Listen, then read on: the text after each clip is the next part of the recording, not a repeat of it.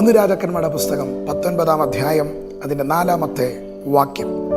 താനോ മരുഭൂമിയിൽ ഒരു ദിവസത്തെ വഴി ചെന്ന് ഒരു ചൂരച്ചെടിയുടെ തണലിൽ ഇരുന്നു മരിപ്പാൻ ഇച്ഛിച്ചു. ഇപ്പോൾ മതി യഹോവേ, എൻ്റെ പ്രാണനെ എടുത്തു കൊള്ളണമേ, ഞാൻ എൻ്റെ പിതാക്കന്മാരെക്കാൾ നല്ലവനല്ലല്ലോ എന്നു പറഞ്ഞു. ഞാൻ പറഞ്ഞല്ലാതെ ഈ ആണ്ടുകളിൽ മഞ്ഞും മഴയും പെയ്യുകയില്ല എന്ന് ആഹാബ് എന്ന രാജാവിൻ്റെ മുൻപിൽ ചെന്ന് ദൈവമേൽപ്പിച്ച ദൂത് ധൈര്യത്തോടെ വിളിച്ചു പറഞ്ഞ ഇസബേലിൻ്റെ വെല്ലുവിളിയുടെ മുൻപിൽ ഭയപ്പെട്ട്, ഇസബേലിൻ്റെ വെല്ലുവിളിയുടെ മുമ്പിൽ അധൈര്യപ്പെട്ട് ആയിരിക്കുന്ന ഏലിയ പ്രവാചകൻ, ദൈവം അധികാരത്തോടും ശക്തിയോടും എടുത്തുപയോഗിച്ച ഏലിയാവ് ഒറ്റ വാക്കുകൊണ്ട് ആകാശത്തിൻ്റെ കിളിവാതിലുകളെ അടച്ച ഏലിയാവ്, ആ ഏലിയാവിത ബേർഷേബ മരുഭൂമിയിൽ തൻ്റെ ശിഷ്യന്മാരെ ആക്കിയച്ച് ഇതാ ഒരു ദിവസത്തെ യാത്ര മരുഭൂമിയിലേക്ക് ചെന്ന് ചൂരച്ചെടിയുടെ മൂട്ടിൽ കിടന്നുകൊണ്ട് വിളിച്ചു പറയുന്നൊരു വാക്കാണ് ഇന്ന് പകൽ നമ്മൾ വായിപ്പാൻ ഇടയായത്. ഈ ഭാഗത്തിലേക്ക് വരുമ്പോൾ ഏലിയാവ് മരിപ്പാൻ ആഗ്രഹിച്ചുകൊണ്ട് ദൈവത്തോട് വിളിച്ചു പറയുമ്പോൾ വേദപുസ്തകം എഴുതിയിരിക്കുന്നു, ദൈവം തൻ്റെ ദൂതനെ അയച്ച് കനലിന്മേൽ ചുട്ട ഒരടയും ഒരു തുരുത്തി വെള്ളവുമായി ഏലിയാവിൻ്റെ തലക്കൽ ദൈവം തൻ്റെ ദൂതനിലൂടെ കൊണ്ടുപോകാനിടയായി. എന്നാൽ ഓരോ വട്ടം ഭക്ഷിച്ച് പാനം ചെയ്ത് പിന്നെയും കിടന്നുറങ്ങുമ്പോൾ അത്രേ രണ്ടാമത് വീണ്ടും ദൈവം അവനെ തട്ടി എഴുന്നേൽപ്പിച്ചത്. ഏലിയാവിനോട് ദൈവം പറയുന്നൊരു വാക്യപ്രകാരമാണ്, ഏലിയാവേ, നിനക്ക് ദൂരയാത്ര ചെയ്യാൻ ഉണ്ട്. ഇന്ന് ഈ പകൽ എന്നെ കണ്ടുകൊണ്ടിരിക്കുന്ന ഓരോ ദൈവമക്കളോടും ഞാൻ പരിശുദ്ധാത്മാവിൽ വിളിച്ചു പറയുന്ന ആലോചന, നിങ്ങളുടെ ജീവിതത്തിൽ എവിടെങ്കിലും പ്രശ്നങ്ങളും പ്രതികൂലങ്ങളും വെല്ലുവിളികളും പോരാട്ടങ്ങളും വരുമ്പോൾ, ജീവിതം അവസാനിപ്പിക്കത്തക്ക നിലകളിലുള്ള വിഷയങ്ങൾ ജീവിതത്തിൻ്റെ നേർക്ക് വരുമ്പോൾ, ഇന്ന് പകൽ നമ്മൾ ചിന്തിച്ചു കൊള്ളണം, നമുക്ക് വേണ്ടി പ്രവർത്തിക്കുന്ന ഒരു ദൈവമുണ്ടെന്ന കാര്യം മറന്നു പോകരുത്. നമുക്ക് വേണ്ടി ഇറങ്ങി യുദ്ധം ചെയ്യുന്ന ഒരു ദൈവം നമുക്കുണ്ടെന്ന് ആ കാര്യം നമ്മൾ ഒരിക്കലും മറക്കരുത്. ഏലിയാവ് മരിക്കാൻ ഇച്ഛിച്ച് ചൂരച്ചെടിയുടെ മൂട്ടിൽ കിടക്കുമ്പോൾ അടയും വെള്ളവും കൊണ്ടു കൊടുക്കുന്ന ദൂതൻ ഏലിയാവിനോട് പറഞ്ഞ വാക്ക്, നിനക്കിനിയും ദൂരയാത്ര ചെയ്യുവാനുണ്ട്. ഇന്ന് പകൽ ആരോടോ കർത്താവ് പറയുന്നു,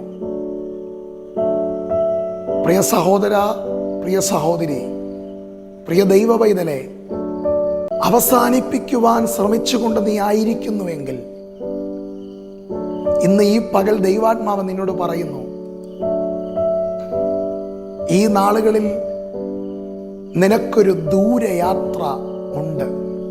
അതിനർത്ഥം ഇനിയും നിനക്ക് മുന്നോട്ട് പോകേണ്ടതുണ്ട്. ഇവിടെ അവസാനിച്ചിട്ടില്ല. ഇസബേലിൻ്റെ വെല്ലുവിളിയുടെ മുമ്പിൽ ഒന്നും തീർന്നിട്ടില്ല, ഒന്നും അവസാനിച്ചിട്ടില്ല. ദൈവത്തിൻ്റെ പ്രവർത്തികൾ നിന്നുപോയിട്ടില്ല.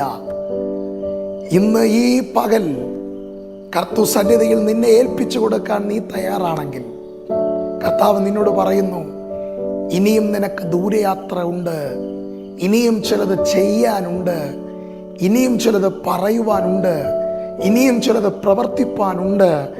എനിക്ക് നിന്നെ ഉപയോഗിക്കേണ്ടതുണ്ട്. ആയതുകൊണ്ട് അവസാനിച്ചു എന്ന്, തീർന്നുപോയെന്ന്, ഇനി മുൻപിലോട്ടൊരു വഴിയില്ലെന്ന്, ഇനിയൊരു സാധ്യത ജീവിതത്തിൻ്റെ മുൻപിൽ ഇല്ലെന്ന് ആമേൻ, സ്തോത്രം. നീ ഭാരപ്പെടുമ്പോൾ, നീ ചിന്തിച്ചുറപ്പിച്ചിരിക്കുമ്പോൾ, സ്തോത്രം, മനുഷ്യൻ്റെ മുമ്പിൽ ഞാൻ എന്ത് മറുപടി പറയുമെന്ന് ചിന്തിച്ചുകൊണ്ട് നീ ആയിരിക്കുന്നെങ്കിൽ ഇന്ന് പകൽ ഞാൻ നിന്നെ നോക്കി പറയട്ടെ, സ്തോത്രം, മനുഷ്യരല്ല നിന്നെ വിളിച്ചത്, മനുഷ്യരല്ല നിന്നെ സ്നേഹിച്ചത്, മനുഷ്യരല്ല നിന്നെ അഭിഷേകം ചെയ്തത്, മനുഷ്യരല്ല നിന്നെ വിളിച്ചത്, മനുഷ്യരല്ല നിന്നെ തെരഞ്ഞെടുത്തത്, സ്വർഗത്തിലെ ദൈവമാകയാൽ ഇന്ന് ഈ പകൽ കർത്തൃസന്നിധിയിൽ ഒരു പുതിയ തീരുമാനത്തോടെ, ഒരു പുതിയ പ്രതിഷ്ഠയോടെ, ഒരു പുതിയ അനുഭവത്തോടെ ദൈവസന്നിധിയിൽ നീ മടങ്ങി വരാൻ തയ്യാറാകണമെങ്കിൽ കർത്താവ് ഇന്ന് പകൽ നിന്നെ നോക്കി പറയുന്നു, നിനക്കൊരു ദൂരയാത്രയുണ്ട്, നിനക്കൊരു യാത്രയുണ്ട്. ഇനിയും അധികം മുന്നോട്ട് പോകുവാനുണ്ട്, ഇനിയും ഒത്തിരി കാര്യങ്ങൾ ചെയ്യാനുണ്ട്. ദൈവത്തിന് നിന്നിലൂടെ ഒത്തിരി കാര്യങ്ങൾ നേടാനുണ്ട്. ദൈവത്തിന് നിന്നിലൂടെ അനേകരെ വിടുവിപ്പാനുണ്ട്. ദൈവത്തിന് നിന്നിലൂടെ അനേകരുടെ ജീവിതങ്ങൾക്ക് മാറ്റം വരുത്തുവാനുണ്ട്.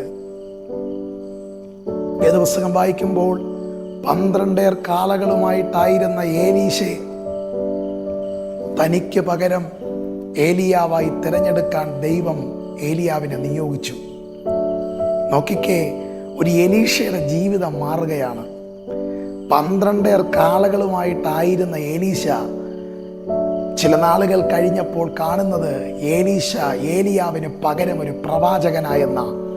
അങ്ങനാണെങ്കിൽ ഇന്ന് പകൽ ഞാൻ നിന്നോട് പറയുന്നു, മരിപ്പാനിച്ഛിച്ച് എല്ലാം അവസാനിച്ചെന്ന്, മതിയെന്ന്, ഇനി എന്തിനാ ജീവിക്കുന്നതെന്ന്, ആർക്കു വേണ്ടിയാ ഞാൻ ജീവിക്കുന്നതെന്ന് നീ ചിന്തിച്ചു കൊണ്ടായിരിക്കുന്ന ഒരു വ്യക്തിയാണെങ്കിൽ ഇന്ന് ഈ പകൽ കർത്താവ്, സ്തോത്രം, നിന്നെ ബലപ്പെടുത്തിക്കൊണ്ട് ഇന്ന് പകൽ നിന്നെ നോക്കി വിളിച്ചു പറയുന്നു, ഇനിയും, സ്തോത്രം, ചിലരുടെയൊക്കെ ജീവിതങ്ങൾക്ക് അവൻ മാറ്റം വരുത്തുവാൻ, ചിലരുടെയൊക്കെ ജീവിതങ്ങൾക്ക് മധുരം കൊടുക്കാൻ, ചിലരുടെയൊക്കെ ജീവിതങ്ങളിൽ, സ്തോത്രം, വ്യത്യാസങ്ങൾ വരുത്താൻ എൻ്റെ ദൈവത്തിന് നിന്നെ ആവശ്യമുണ്ട്. ഈ നാളുകളിൽ മടങ്ങി വരിക, ഈ നാളുകളിൽ ദൈവകൃപയിലേക്ക് മടങ്ങി വരിക, ഈ നാളുകളിൽ ദൈവസ്നേഹത്തിലേക്ക് മടങ്ങി വരിക. നീ എത്ര വലിയ പാപിയാണെങ്കിലും, നീ എത്ര പിന്മാറ്റത്തിൽ പോയ വ്യക്തി എന്ന് പറഞ്ഞാലും, നിന്റെ ജീവിതത്തിൽ പുറത്തു പറയാൻ കഴിയാത്ത എത്ര വലിയ പാപപ്രവർത്തികൾ ഉണ്ടെന്ന് പറയുന്നുണ്ടെങ്കിലും പരിശുദ്ധാത്മാവ് നിന്നെ നോക്കി വിളിച്ചു പറയുന്നു, സ്തോത്രം, എനിക്ക് നിന്നെ ആവശ്യമുണ്ട്. ഇനിയും നിനക്കൊരു ദൂരയാത്രയുണ്ട്. ഇനിയും നിനക്ക് ചിലതൊക്കെ, സ്തോത്രം, ആമേൻ, നിന്നിലൂടെ എനിക്ക് ചെയ്തെടുക്കാനുണ്ട്. ഇന്ന് ഈ പകൽ നമ്മെ തന്നെ ദൈവകരങ്ങളിൽ സമർപ്പിക്കാം.